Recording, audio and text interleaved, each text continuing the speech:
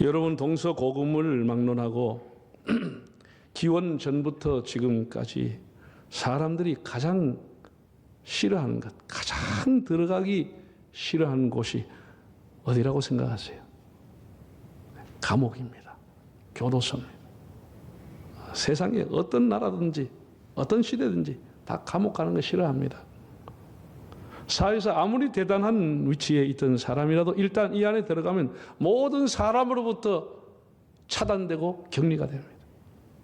모든 일에서 소외, 제외되고 자유를 다 잃어버립니다. 마음대로 할 수 있는 일이라고는 없습니다. 잠자는 것도 규율을 따라야 되고, 일어나는 것도 규칙을 따라 일어나야 되고, 먹는 시간도 다 정해져 있습니다. 자기 마음대로 할 수 있는 게 거의 없습니다. 형기를 마치기 전까지는 모든 것을 다 잃어버리는 삶을 살아가는 겁니다. 심지어 무기수는 그 안에서 생을 마감하게 되는 겁니다. 그래서 사람들이 탈옥을 시도합니다. 온 세계에서 감옥에 있는 사람이 탈옥을 시도합니다. 너무 힘드니까. 그런 사람에게 특별 사면이라고 하는 것은 과히 기적이죠. 다 감옥 가는 거 싫어합니다. 그런데 이 감옥의 형벌보다 더 싫고 더 두렵고 더 들어가기 싫어하는 게 뭐죠? 공동묘지입니다. 죽음의 감옥입니다. 죽음은 모든 인연이 한순간에 끝나는, 더 이상 면회도 안 되고 아예 세상 소식 들을 수도 없습니다. 왕래가 불가능합니다. 아무리 대단한 제왕과 권력자라 할지라도 한 번 그 문에 들어가서 나올 수가 없는 겁니다. 감옥은 누구나 들어가는 곳이 아니에요. 그러나 이 죽음의 감옥은 누구도 피할 수가 없는 겁니다. 다 들어가는 거예요. 부모가 먼저 들어갈 수도 있고, 생태 같은 자식이 먼저 들어갈 수도 있고, 병약한 사람도 들어갈 수 있고, 건강한 사람도 들어갈 수 있습니다. 참 무서운 겁니다. 죽음이라는 게. 얼마나 사망 근세가 무섭고 컸는지 아직도 그 속에, 죽음의 형벌 속에 들어간 사람치고 나온 사람은 한 사람도 없습니다.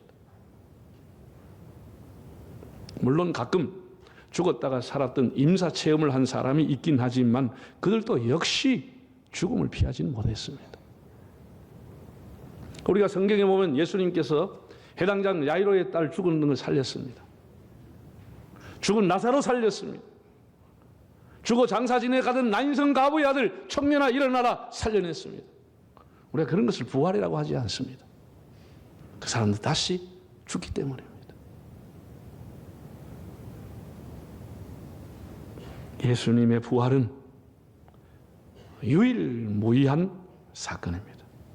성경은 그것을 부활의 첫 열매라고 정의했습니다. 예수님은 무덤의 문을, 죽음의 문을 열고 나오셨습니다. 너무나 역사적인 사건, 요즘 말로 하면 팩트임에도 불구하고 우리가 증명할 수 없다고 하는 것이 안타까운 일입니다. 과학적으로, 논리로 예수님 부활을 증명할 수 없는 겁니다. 여러분, 제가 강단 사역을 수십 년 설교했는데 제일 힘든 설교가 이런 부활절 절기, 성탄절 절기, 이건 딱 본문이 제한되어 있습니다.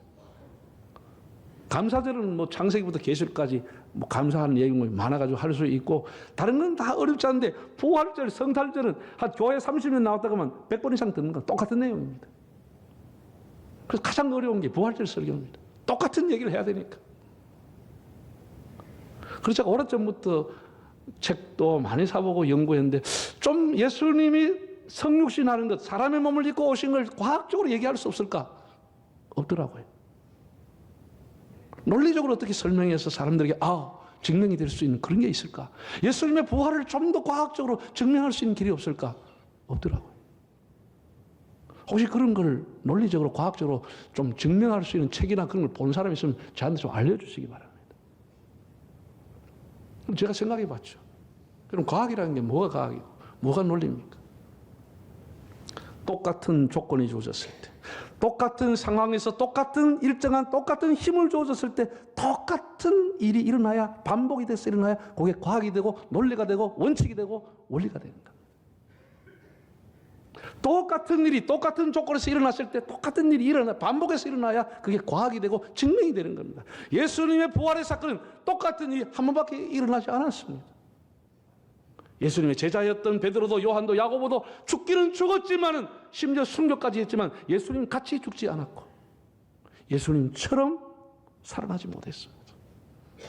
단 한 번밖에 없다고 하는 것이 이게 논리적으로 과학적으로 설명하기는 어렵다는 사실입니다.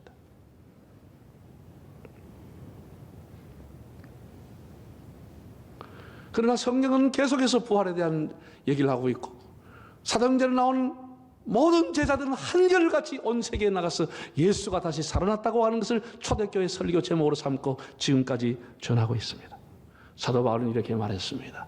예수의 부활이 없으면 우리의 믿음도 우리의 자랑도 우리의 전도도 다 헛것이라고 했습니다. 얼마나 소중한 것인가를 그 한 문장을 통해서 우리에게 가르쳐 주었습니다.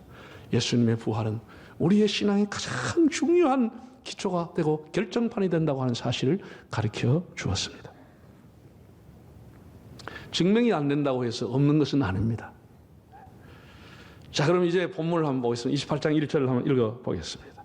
안식일이 다 지나고 안식 후 첫날이 되려는 새벽에 막달라 마리아와 다른 마리아가 무덤을 보려고 갔더니 막달라 마리아와 다른 마리아가 안식이 지나고 새벽에 무덤을 갔다 라고 했어요.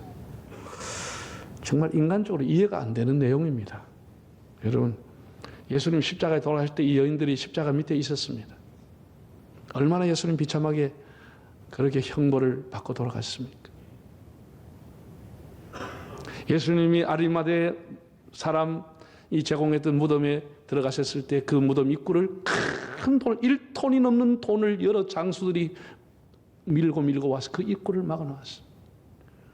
로마의 창검을 든 군대들이 그 무덤을 지키고 있었습니다. 그런데 금요일 예수님 무덤에 가셨는데 토요일, 금요일, 토요일, 주일, 일요일 새벽 미명에 캄캄할 때 새벽 캄캄할 때 다람쥐 한 마리만 지나도 깜짝 놀랐는데 사람이 캄캄한 그 시간에 그 무서운 로마 군병이 무서운 돌 앞에 무덤을 지키고 있는 그 자리에 가는 겁니다. 참 무모하지 않습니까? 가서 뭐 하겠다는 겁니까? 아니 그 더운 나라에 이미 3일째가 되면 시신이 부패하기 시작해서 엄청난 냄새가 코를 찌르듯이 나고 있는데 거기 가서 항품 발라가 무슨 의미가 있겠습니까? 이런 무모한 일을 막달라 마리아와 다른 마리아가 했다라는 겁니다. 여러분, 남성과 여성은 본질적으로 세계적으로 다 달라요. 여자는 매우 모성애를 갖고 있기 때문에 논리적이다, 계산적이다 그렇게 하지 않아요. 자기의 마음에 따라서 움직이는 거예요. 마음에 따라서 움직이는 거예요. 머리를 따라 움직이는 게 아니고 마음을 따라 움직이는 거예요.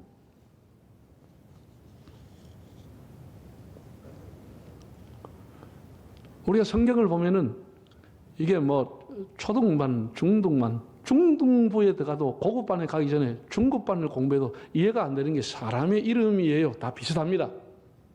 신학에 나오면 시몬이라는 사람 이름이에요. 얼마나 많이 나온지 몰라요. 시몬이. 제일 처음에 보면은 아기 예수님을 안고 하나님 앞에 찬양했던 사람이 나이가 많은 시몬이라고 하는 노인입니다. 베드로도 이름이 시몬 베드로입니다. 예수님의 십자가를 대신 짊어지고 간 사람도 시몬, 구레네 사람 시몬입니다. 요술사 시몬도 있고 갑파치 시몬도 있고 예수님 동생 시몬도 있고 도대체 시몬이 누구 시몬이냐? 시몬이라는 사람 이름이 많습니다. 그 다음에 또 우리가 보면 여성 이름 중에 마리아라고 하는 이름이 왜 이렇게 흔하게 많이 나오는지 몰라요. 오늘 또 보면은 막달라 마리아와 다른 마리아. 예수님 어머니, 육신 어머니 이름 뭐예요? 마리아. 나사로의 여동생 이름 누구예요? 그도 마리아. 마가 요한의 다락방 그 제공했던 어머니도 요한의 어머니도 마리아. 전신이 마리아라. 정말 마리아가 정말로 많단 말이야.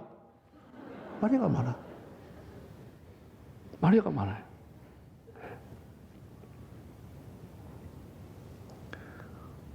여러분, 참 무모한 행동처럼 보이는데 이 사랑의, 주님을 향한 사랑의 마음, 헌신의 마음에 부활의 예수님을 처음으로 목격하게 되는 겁니다. 이런 엄청난 은혜가 임하는 겁니다. 베드로도 어떤 제자도 예수님의 부활한 첫 모습을 본 사람이 없습니다.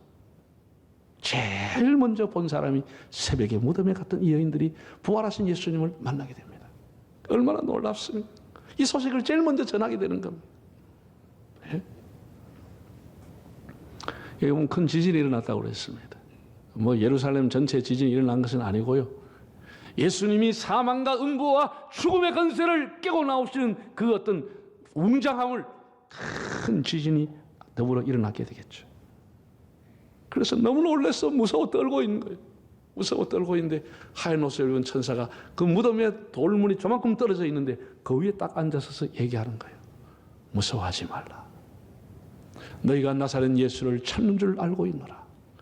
그는 그가 말씀하시는 대로 살아나셨느니라. 할렐루야. 살아났다는 거예요. 엄청난 놀라운 충격이었어요. 이 부활의 음성을, 이 부활의 축복을, 부활의 능력을, 부활의 영광을 처음으로 듣게 되는 겁니다. 여러분, 여기에서 우리가 깨달아지는 게 있습니다. 로마의 군병이나 새벽에 무덤에 갔던 여인들은 예수님의 부활하시는 장면을 목격한 것은 아닙니다. 부활하시고 난 이후에 예수님 만나게 됩니다. 예수님의 부활의 모습을 본 사람은 한 사람도 없습니다. 아무도 예수를 본 사람이 없습니다. 성경에 나오는 것은 부활의 현상만 남아 있습니다. 부활하시고 난 이후에 그 현상들, 천사의 증언, 돌이 굴러간 것, 수위가 객해져 있는 것, 그 예수님의 몸을 시신을 쌌던 수위가 객해져 있는 것만 남았고 몸은 빠져나가고 없는 것.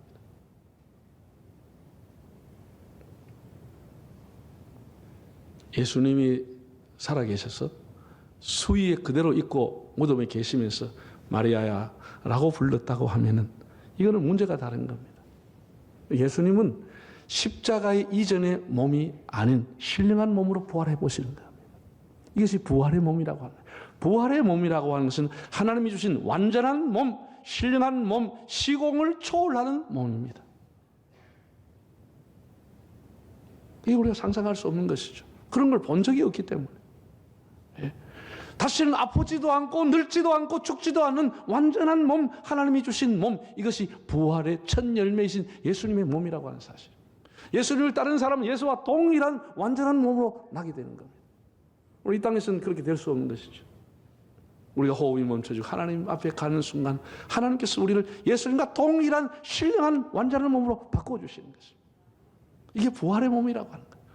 썩을 몸이 불가불 썩을 몸이 썩지 않을 몸으로 바뀌어진다고 하는 거예요. 다시는 부패하지 않을 몸으로 바뀌어지는 부활의 몸이라고 바울이 말씀해 주었습니다. 그 과정을 본 사람은 없지만 나중에 마리아가 목격했을 때는 이미 부활하신 신령한 몸이었습니다. 예수님의 제자들이 있던 마가 요한의 다락방에 문을 두드리고 오셨던 시공을 초월하신 예수님의 몸은 신령한 몸이었습니다. 이렇게 예수님은 부활했습니다. 그리고 그 천사가 나와서 이렇게 얘기해 줍니다. 자, 6절과 7절을 한번 읽어보실까요? 그가 여기 계시지 않고 그가 말씀하시던 대로 살아나셨느니라. 와서 그가 누우셨던 곳을 보라. 또 빨리 가서 그의 제자들에게 이르되 그가 죽은 자 가운데서 살아나셨고 너희보다 먼저 갈릴리로 가시나니 거기서 너희가 배우리라 하라. 보라 내가 너희에게 일렀느니라 하거늘. 그 천사가 이렇게 얘기해 줬습니다. 빨리 가서 제자들에게 일러라. 예수님이 다시 살아났다는 사실. 그리고 갈릴리에서 만나자고 하시더라 라고 하는 기쁜 소식을 전하라고 했습니다. 여러분, 구약의 시대에 가장 유대인들의 기쁜 소식은 희년의 소식입니다. 희년은 7 안식일을 지나고 50년째 다가오는 것인데 희년이 되면 대제사장이 나팔을 불었습니다. 그래서 모든 6곳에 있는 도피성에 있는 사람들이 다 해방되고 풀려나게 됩니다. 남의 집에 종으로 팔려갔던 사람을, 노예로 팔려갔던 사람들 다 해방되는 날입니다. 그래 얼마나 기쁘고 즐거운 날이겠습니까? 예수님은 이 부활의 기쁜 소식을 이렇게 제자들에게 전하라고 한 것입니다. 예나 지금이나 죄의 쇠사슬에 매여있던 우리 인생에게 이 부활의 소식보다 더 기쁜 소식은 없는 겁니다. 50년 만에 오는 희년보다 더 기쁜 절기가 부활절이라고 하는 절입니다. 해방의 소식, 용서의 소식, 생명과 구원의 소식입니다. 우리가 살아가면서 부활 신앙을 갖는 것이 이게 중요한 겁니다. 우리 신앙의 결정은 부활 신앙입니다. 예. 이하여자대학교 총장으로 계셨던 김한란 박사님은 돌아가실 때 이는 유언을 남겼습니다. 나는 죽는 것이 아니라 하늘나라로 간다. 장례식이라고 하지 말고 천국 환송식이라고 불러달라라고 했습니다. 참 부활의 도를 깨닫고, 그래서 그 이후부터 우리 한국교회는 장례식이라는 용어도 쓰지만 천국 환송식이라고 하는 용어도 함께 사용하고 있습니다. 세계적인 봉사했던 스폴전 목사도 사망이란 주님을 만나는 대합실이라 우리는 거기에서 영원히 사는 옷으로 갈아입는다라고 했습니다. 철로 역정을 쓴 존 버년도 나를 위해 울지 말라, 나는 우리 주 예수 그리스도께로 간다. 오늘 새 노래를 부를 곳으로 들어간다. 나는 거기서 영원히 주님과 함께 할 것이다. 다 부활의 신앙을 가진 사람은 한결같이 부활의 주님을 만날 그런 신령한 몸으로 자기 자신이 변화될 것을 사모하면서 죽음을 맞이했습니다.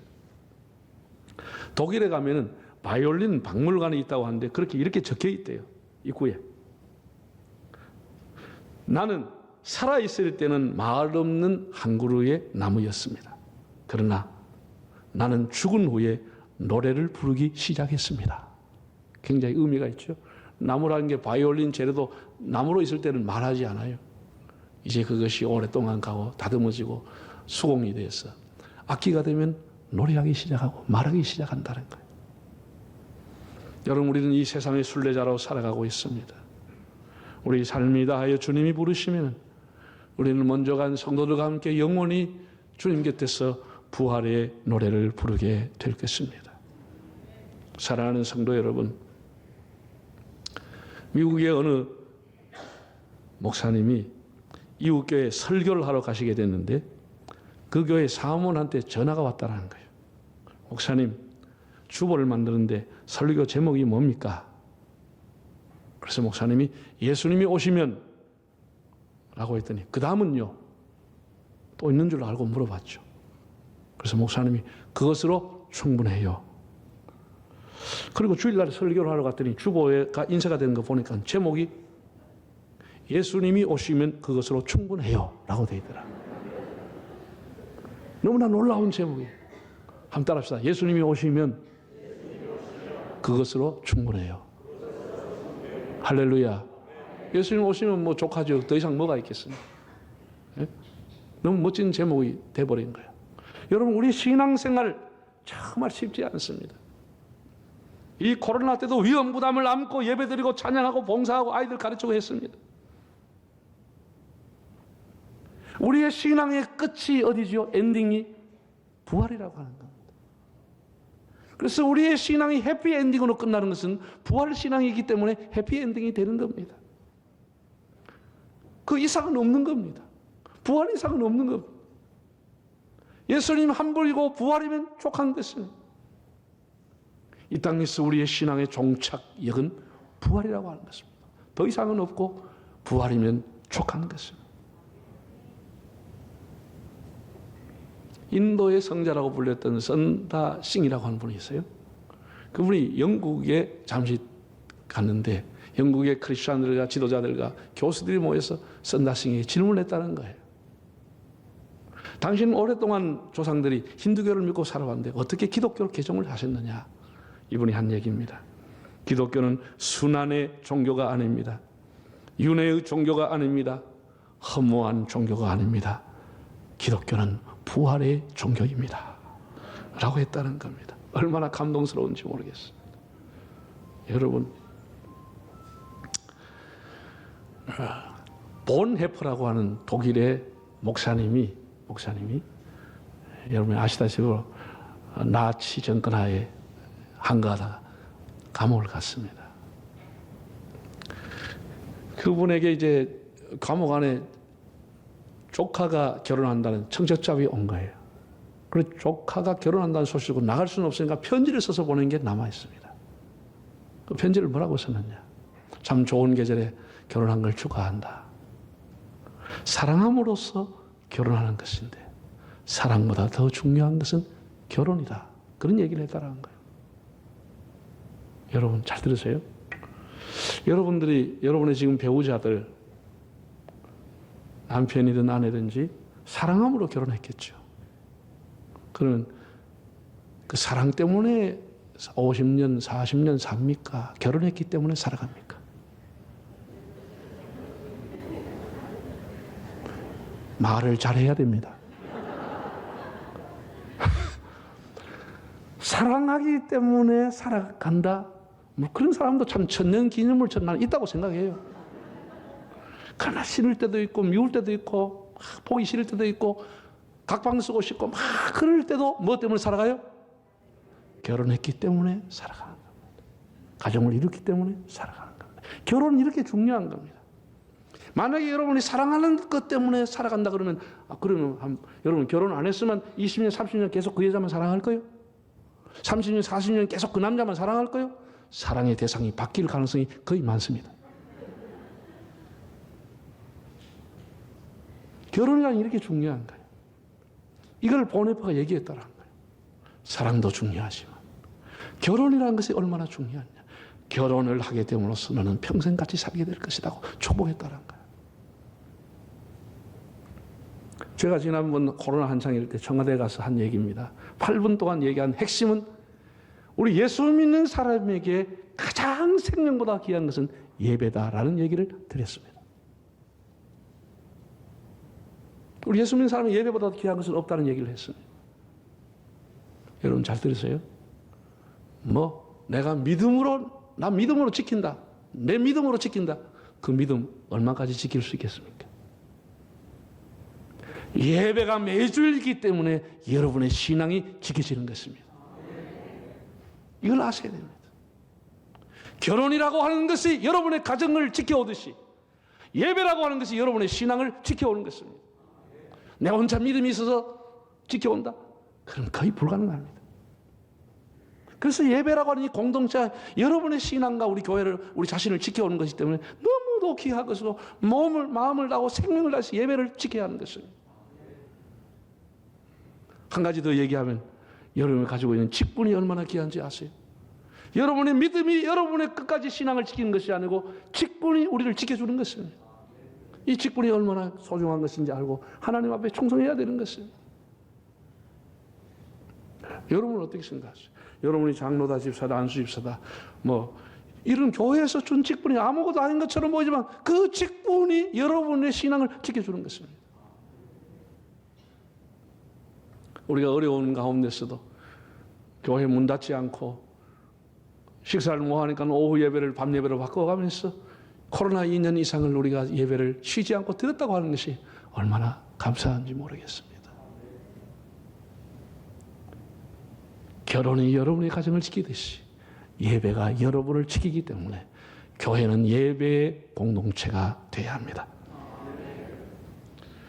부활하신 주님 지금도 하나님 보좌 우편에서 우리를 위해 기도하시고 우리를 진리로 인도하여 주십니다. 이 부활의 소식을 전하는 부활의 신앙과 부활의 증인으로 살아가시는 삶이 되시기를 바랍니다.